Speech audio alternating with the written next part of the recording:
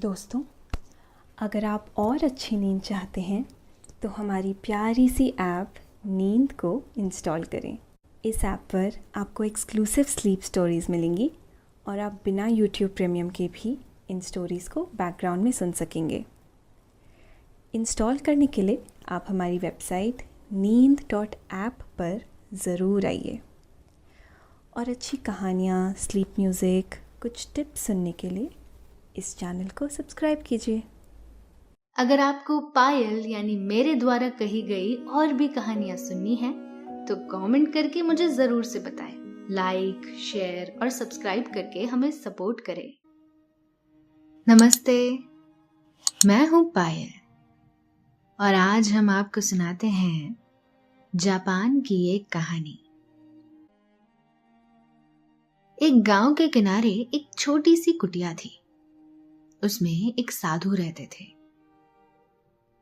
वो दिन भर तप और जप में व्यस्त रहा करते थे। साधु को किसी भी चीज की लालसा नहीं थी। वो मोह और माया से दूर थे। उन्हें अपने भोजन की भी चिंता नहीं रहती थी। गांव के लोग उन्हें हर दिन जो कुछ भी लाकर दे देते, वो उसी से अपना गुजारा कर लिया करते थे।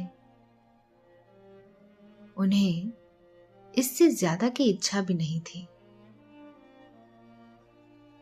छल कपट से दूर, त्याग को अपना सर्वोप्रिय मानने वाले साधु का गांव वाले बड़ा ही सम्मान करते थे। अगर कभी कोई उन्हें कुछ कठोर शब्द कह भी देता तो साधु मुस्कुरा कर रह जाते। वो उसकी बात का जरा भी बुरा नहीं मानते। बारिश का मौसम जा चुका था और सर्दियों की बस आमद आमद थी। साधु ने सर्दी की आहट महसूस करते ही जंगल से सूखी लकड़ियां लाकर जमा कर ली थी, ताकि ज्यादा सर्दी होने पर आग जलाकर शरीर को गर्म रखा जा सके। उस इलाके में कुछ ज्यादा ही सर्दी पड़ा करती थी। कभी कभार बर्फबारी भी हो जाया करती थी। धीरे धीरे शदीद सर्दियां आ गई और फिर बर्फ भी गिरने लगी। रात कुछ ज्यादा ही सर्द थी। साधु ने अपनी कुटिया में लकड़ी जला ली और उससे अपनी कुटिया और शरीर को गर्म रखने की कोशिश करने लगे। धीरे धीरे रात गहराती जा रही थी। तभी साधु ने महसूस किया कि उनकी कुटिया के दरवाजे पर किसी ने दस्तक दी है। वो सोच में पड़ गया कि इतनी रात को भला उनके दरवाजे पर कौन हो सकता है। उन्होंने सोचा कि हो सकता है कि कोई यात्री हो और इस सर्द भरी रात में उसे रात को शरण की जरूरत हो। मन में ये ख्याल आते ही साधु ने जाकर तुरंत ही दरवाजा खोल दिया। फिर इसके बाद क्या हुआ कहानी में, ये हम आपको आगे सुनाएंगे। लेकिन पहले आप अपने आसपास की सारी लाइट्स ऑफ कर दीजिए। आराम से लेट जाइए।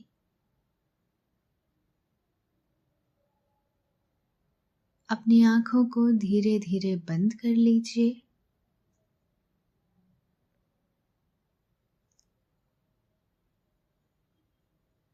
अब थोड़ा सा अपने शरीर को आराम दीजिए। थोड़ा और आराम।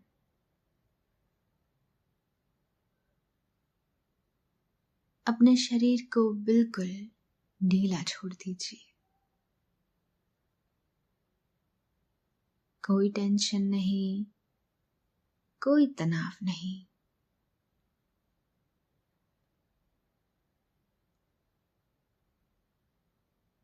अपने दिमाग में चल रहे सभी विचारों को, चिंताओं को त्याग दें।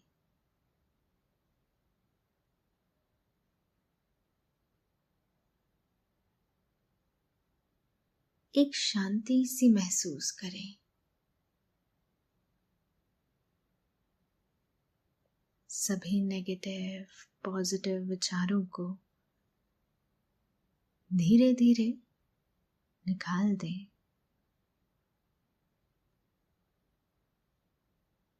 हाथों को सीधा करके अपनी कमर के साइड में रख लीजिए।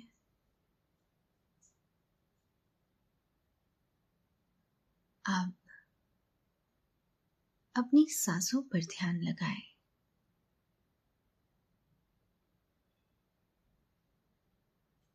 इसको धीमे या तेज बिल्कुल नहीं करना है। बस ध्यान देना है कि कैसे वो आपके नाक, गले में होते हुए आपके अंदर प्रवेश कर रही है और कैसे वो आपके गले और नाक के माध्यम से वापस निकल रही है।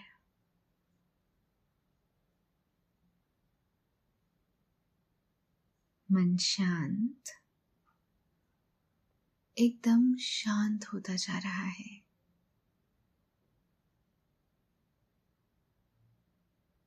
आप बहुत अच्छा महसूस कर रहे हैं।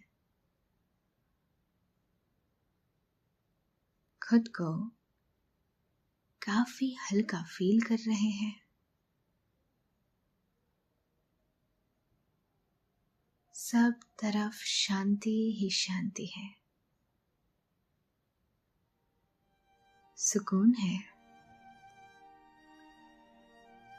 खामोशी है। साधु को रात में अपनी कुटिया के दरवाजे पर दस्तक की आवाज सुनाई दी। साधु ने अपनी कुटिया का दरवाजा खोला तो देखा कि सामने एक लोमड़ी खड़ी थी। वो सर्दी से बुरी तरह कांप रही थी। अपने सामने साधु को देखकर लोमड़ी ने उन्हें बताया, मैं सामने के पहाड़ में रहती हूँ।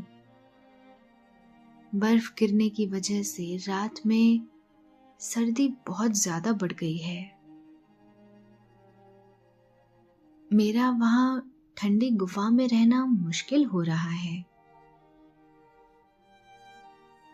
अगर आपको कष्ट ना हो तो आप मुझे अपनी कुटिया में शरण दे दें। सुबह होते ही मैं यहां से चली जाऊंगी। साधु ने बहुत स्नेह से लोमड़ी से कहा, तुम जल्दी से अंदर आ जाओ, बाहर बहुत ठंड है। तुम बिल्कुल भी परेशान मत हो। तुम्हारा जब तक मन करे यहां रह सकती हो।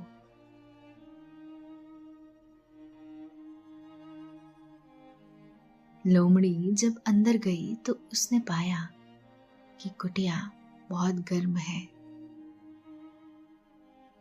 इससे उसे बड़ी राहत मिली।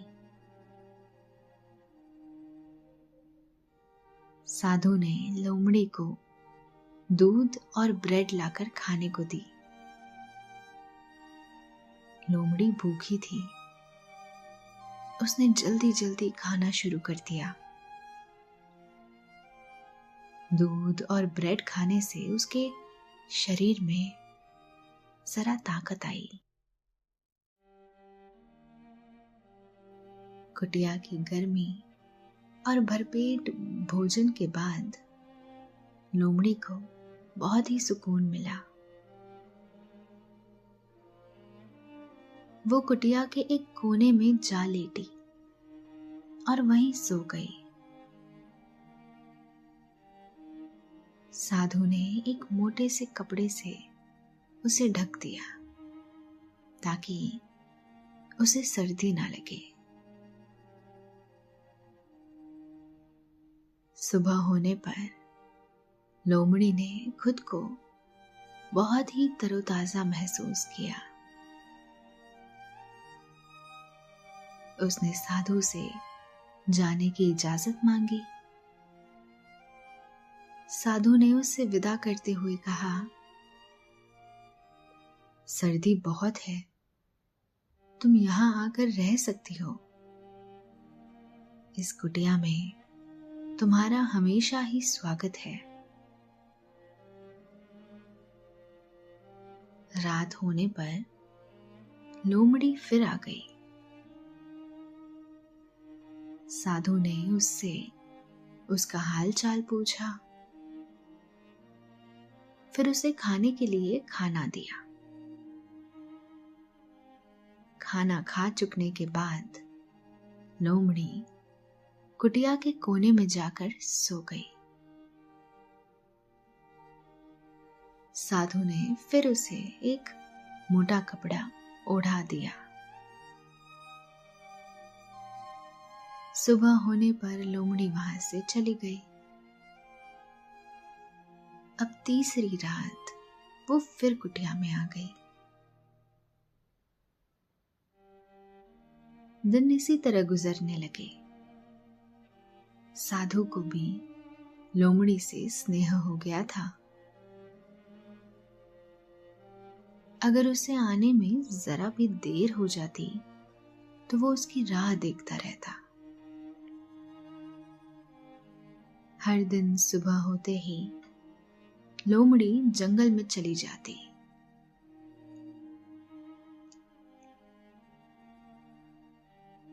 अब तो लोमड़ी के आने के बाद साधु आग के किनारे बैठकर उससे खूब सारी बातें करता। दोनों अक्सर रात का खाना साथ ही खाते। जब बातें करते करते उन्हें नींद आने लगती तो वे दोनों अपनी अपनी जगह पर सोने के लिए चले जाते। सुबह लोमड़ी अपनी राह ले लेती। लोमड़ी भी साधु के साथ खूब घुल मिल गई थी। उसे भी साधु का साथ बहुत अच्छा लगता था। धीरे धीरे सर्दियां कम होने लगी और एक दिन सुबह चिड़ियों ने चहचहा कर बता दिया कि सर्दियां विदा होने वाली है और बहार का मौसम बस आने ही वाला है। कुछ दिनों बाद बहार का मौसम भी आ गया। एक दिन लोमड़ी ने साधु से कहा, महाराज, आपने मेरा बहुत ज्यादा ख्याल रखा। मैंने पूरी सर्दी आपके घर पर बहुत आराम से गुजारी है। मैं आपकी इस सेवा, सम्मान और प्रेम के बदले आपके लिए कुछ करना चाहती हूँ। दोस्तों, अब से आप आपकी मनचाही दादी और नानी की कहानियों से प्यारी नींद की कहानियां सिर्फ और सिर्फ नींद ऐप पर ही सुन पाएंगे। तो इसी तरह हमारे साथ कहानियों के जरिए जुड़े रहने के लिए आपकी अपनी नींद ऐप इंस्टॉल करें। साधु ने बड़े स्नेह से उससे सहलाते हुए कहा, मैंने तुम्हारे ऊपर कोई उपकार नहीं किया। मैंने तुम्हारे साथ जो कुछ भी किया वो किसी प्रतिफल की लालच में नहीं किया। ये मेरा फर्ज था और मैंने उसे ही पूरा किया है। लोमड़ी ने कहा, मैं आपकी सेवा और सम्मान का बदला नहीं चुकाना चाहती हूं। मुझे आपसे बहुत स्नेह हो गया है। मैं भी चाहती हूं कि मैं आपकी सेवा करके खुद को कृतार्थ महसूस कर सकूं। कृपया आप मना मत कीजिए। मेरी दिली इच्छा है कि मैं आपके लिए कुछ करूं। साधु ने लोमड़ी को स्नेह से सहलाते हुए कहा, मुझे किसी भी चीज की जरूरत नहीं है, न ही मेरी कोई इच्छा ही है। गांव वाले मेरा बहुत ख्याल रखते हैं। वो हर दिन मुझे भोजन दे जाते हैं। मेरा उससे बहुत आराम से गुजारा हो जाता है। इसीलिए मैं तुमसे कुछ भी नहीं चाहता हूं। लोमड़ी ने साधु से बहुत नम्रता से कहा, मैं जानती हूं कि आप परम संतोषी हैं और आपको किसी भी चीज की जरूरत नहीं है। आपका गुजारा गांव वालों की सहायता से आसानी से हो जाता है। ये मैं भी देख चुकी हूं। फिर आपके मन में अगर कोई इच्छा हो जो आप चाहते हैं कि पूरी हो जाती तो अच्छा रहता। आप वो इच्छा मुझे कह सुनाए। मैं उसे पूरी करने की भरपूर कोशिश करूंगी।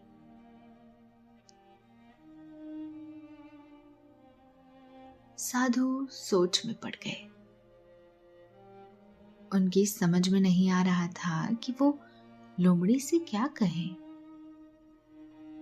वो जिस तरह से बार बार उनसे अनुरोध कर रही थी, इस वजह से वे उसे मना करके उसका दिल भी नहीं तोड़ना चाहते थे।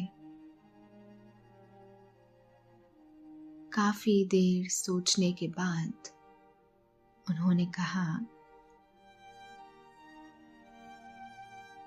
मैं अक्सर सोचता हूं कि गांव वालों ने मेरा बहुत भला किया है। मेरे न रहने पर मैं उन पर बोझ ना बनूं तो सोचता हूं कि अगर मुझे सोने का एक छोटा सा टुकड़ा मिल जाता तो मैं उसे गांव वालों को समर्पित कर देता। साधु की बात सुनकर लोमड़ी ने खुशी से कहा, आप बिल्कुल चिंता न कीजिए। मैं कल ही आपको सोने का एक टुकड़ा लाकर दे दूंगी। आप बिल्कुल निश्चिंत रहे। साधु ने तुरंत ही लोमड़ी से कहा, मेरी बात ध्यान से सुनो। मुझे ऐसा कोई भी सोने का टुकड़ा नहीं चाहिए जो चोरी किया गया हो या किसी से मांग कर लाया गया हो।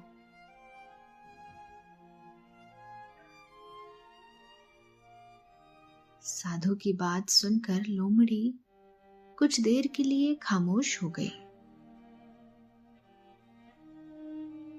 उसके बाद उसने कहा कि आप बिल्कुल भी चिंता न करें। मैं आपकी शर्तों का पूरी तरह से ध्यान रखूंगी। आपको ऐसा ही सोने का टुकड़ा ला कर दूंगी जिसे आप आसानी से स्वीकार कर सकें।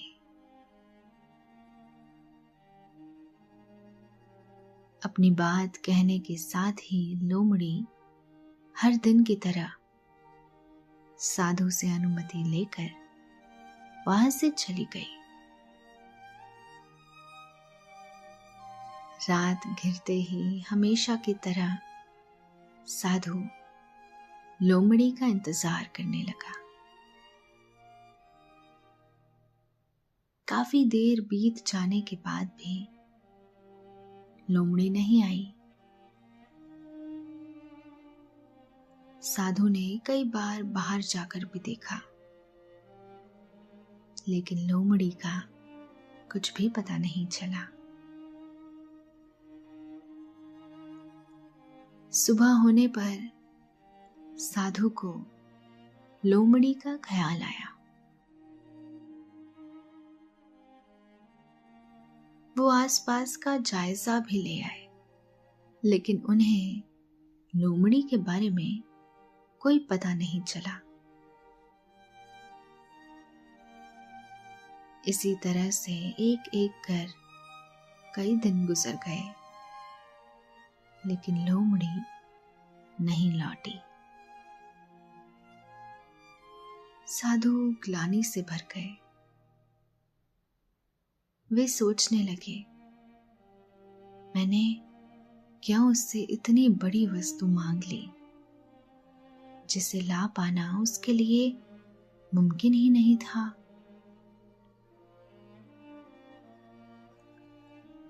साधु के मन में तमाम तरह के ख्याल आते।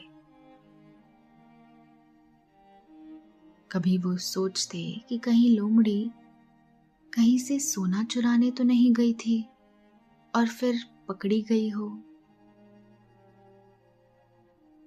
कभी उनके मन में विचार आता कि सोना लाते वक्त किसी ने उसे पकड़ तो नहीं लिया।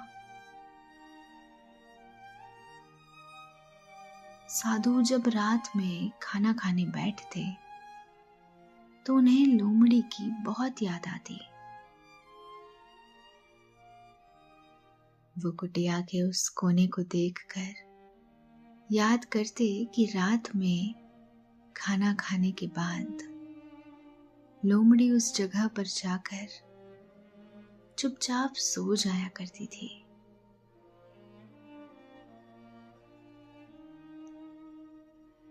दिन हफ्ते और महीने बनकर गुजरते गए। लोमड़ी साधु को अब भी याद आ जाया करती थी। 6 महीने बीत गए। धीरे धीरे फिर से सर्दी का मौसम आ गया था। रात में अब ठंड पड़ने लगी थी। एक दिन रात में साधु खाना खाने जा रहे थे कि तभी उनके दरवाजे पर दस्तक हुई। साधु को सहसा लगा कि शायद लोमड़ी लौट आई है। वो जल्दी से उठे और जाकर दरवाजा खोल दिया और उनकी बात सच निकली। सामने लोमड़ी खड़ी थी। वो बहुत दुबली और कमजोर दिख रही थी। उसे देखकर साधु फिक्र से भर गए। उन्होंने जल्दी से उसे अंदर आने के लिए कहा। फिर उसे प्यार से सहलाते हुए पूछा कि तुम इतनी कमजोर कैसे हो गई मेरी बच्ची?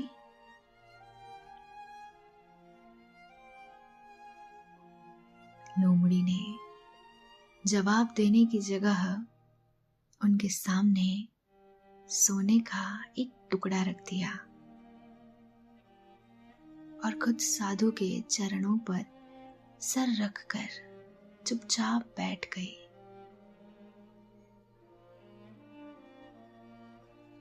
साधु ने उसे प्यार से सहलाते हुए कहा, तुम कहाँ चली गई थी? मैंने तुम्हारा बहुत इंतजार किया, हर दिन तुम्हारी राह देखी। तुम्हें इसके लिए इतना परेशान होने की बिल्कुल भी जरूरत नहीं थी।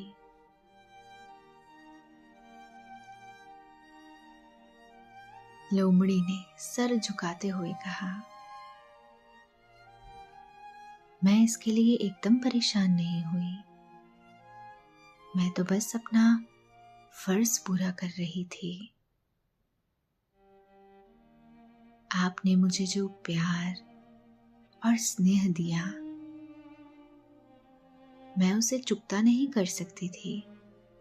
फिर भी मेरी तरफ से ये छोटी सी भेंट स्वीकार कर लीजिए। साधु का दिल लोमड़ी की बात सुनकर प्यार से भर उठा। उन्होंने कहा, पहले तुम ये बताओ कि तुम इतने दिन कहाँ थी और ये सोने का टुकड़ा तुम कहाँ से लाई हो? लोमड़ी ने कहा, जिस गुफा में मैं रहती हूँ उसके दूसरी तरफ सोने की कई खाने हैं। वहां पर खुदाई के समय सोने के कुछ कण गिर जाते हैं। मैं आपके लिए उन्हीं कणों को इकट्ठा कर रही थी। इस वजह से मुझे ज्यादा ही समय लग गया।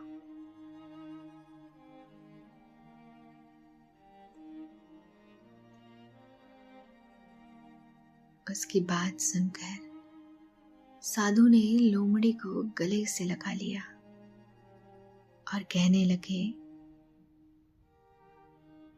तुमने मेरे लिए इतनी मेहनत की, तुमने मुझे अपना कर्जदार बना लिया है। मैं तुम्हारे इस त्याग की प्रशंसा सबसे करूंगा। लोमड़ी ने कहा कि मैंने ऐसा कुछ नहीं किया जिसकी प्रशंसा की जाए। न ही मेरा ये काम प्रशंसा योग्य ही है। अब मैं जाना चाहती हूँ।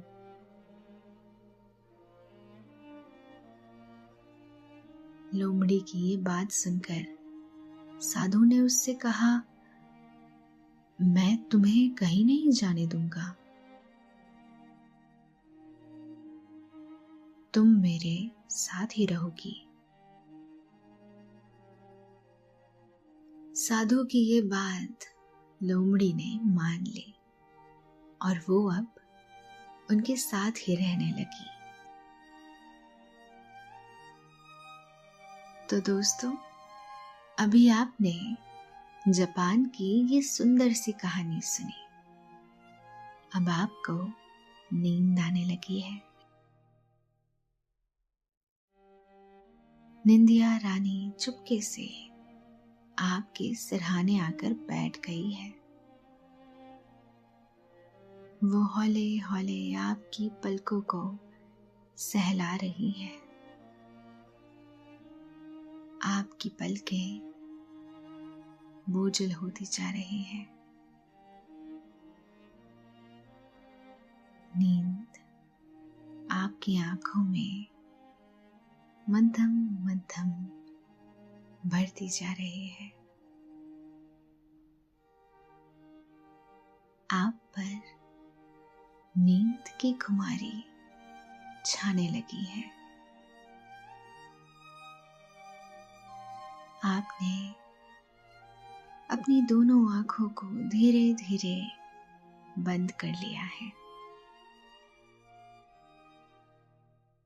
और आप आहिस्ता आहिस्ता नींद के आगोश में समाते चले जा रहे हैं, समाते चले जा रहे हैं।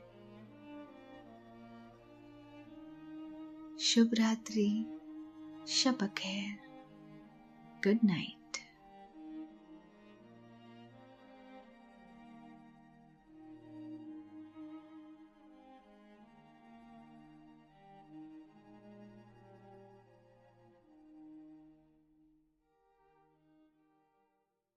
किसी ने बड़ा खूब कहा है, शेयरिंग इज केयरिंग। अगर आप भी किसी को जानते हैं जिनको नींद ना आने की दिक्कत है, तो उनके साथ ये कहानी जरूर शेयर करें।